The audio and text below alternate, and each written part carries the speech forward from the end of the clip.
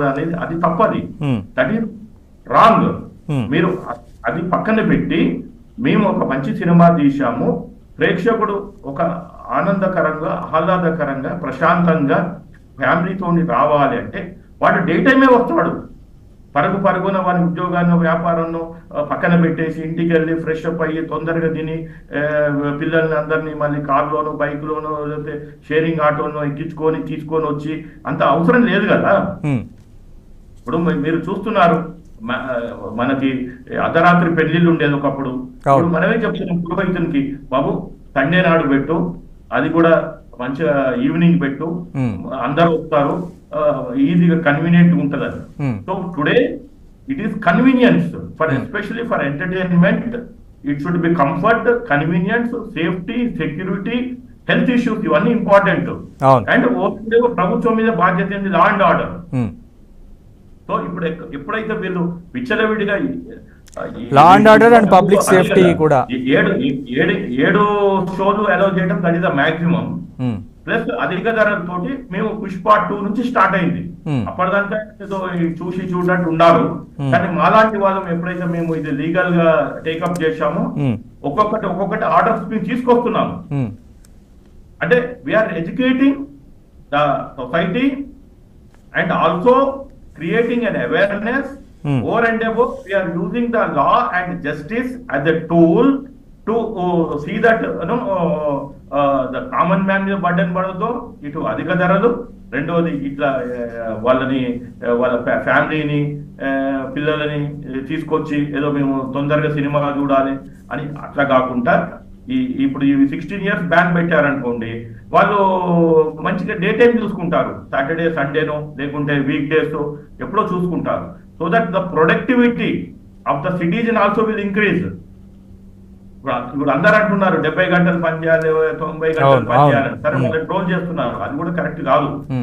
ఒక human being 40 గంటలు పనిచేయాలి అనేది మన లేబర్ లాస్ ఉన్నాయి, దాంట్లో ఇంటర్నేషనల్ లేబర్ ఆర్గనైజేషన్ ఇవన్నీ చెప్తున్నాయి. WHO కూడా హెల్త్ ప్రకారంగా, వరల్డ్ హెల్త్ ఆర్గనైజేషన్. ఏదో ఒక రోజు 2 రోజులు స్ట్రెచ్ చేయగలుగుతాం, కానీ every time you cannot work stretching for 16 hours 18 hours.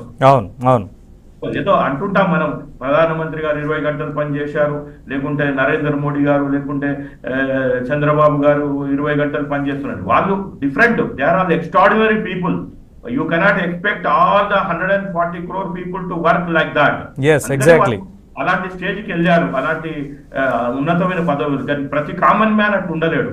8 గంటలు పనిచేయాలి, 8 గంటలు రెస్ట్ తీసుకోవాలి, మిగిలిన సోషల్ లైఫ్ ఉంటది, కాలకృత్యాలు ఉంటాయి. కాబట్టి ఇట్లా వీళ్ళు అందుకనే చెప్పారు, ఈ స్టేక్ హోల్డర్స్ లో ఓన్లీ సినిమా ఇండస్ట్రీయే కాదు, దీంట్లో చిన్నపిల్లల డాక్టర్స్, సైకాలజిస్టులు, ఎడ్యుకేషనలిస్టులు, వీళ్ళందరినీ కూడా, అంటే మళ్ళీ మేధావులని, తెలంగాణ ఇంటలెక్చువల్స్ ని, అట్లా సంస్కృతులు సాంప్రదాయాలు అలాంటి వర్గాలందరితోటి ఒక మేధోమదనం చేసి అప్పుడు then government should come out with their policy.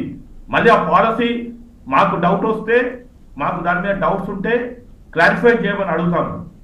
లేదు అంటే again we will approach court, again we will నాక్ the door of high court.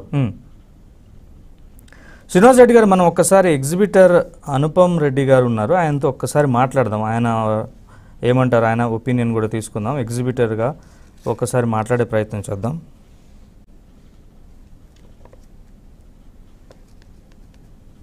Srinivas Reddy గారు, మీరు ఇందాక చెప్తున్నట్టుగా ఇప్పుడు ఈ కన్సల్టేషన్స్ అనేవి గవర్నమెంట్ మొదలు పెట్టలేదు ఇంకా. సో ఏ స్టేక్ హోల్డర్స్ ఎవరెవరు ఉండే అవకాశం ఉంది ఇందులో? మీరు ఎవరెవరితో చర్చలు జరపాలంటారు? ఇప్పుడైతే చూడండి, ఇప్పుడు ఇది ఇంట్రీమ్ ఆర్డర్ 27 తారీఖు నాడు వచ్చింది.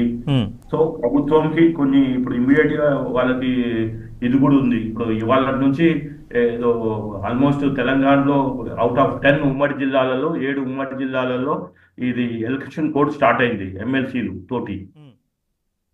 3 ఎమ్మెల్సీ ఎలక్షన్స్ కి ఇవాళ ఎలక్షన్ కమిషన్ నోటిఫికేషన్ ఇచ్చింది. హలో, చెప్పండి సార్. కాబట్టి ఇప్పుడు బహుశా దీని మీద ఇమ్మీడియట్ గా చర్చలు పెట్టరు, ఎందుకంటే it's policy decision. So election code ఉన్నప్పుడు ప్రభుత్వాలు పాలసీ డెసిషన్స్ చేయలేరు. నాకు తెలిసి ఇది ఈ బడ్జెట్ సమావేశాలు అయినాకనే దీనికి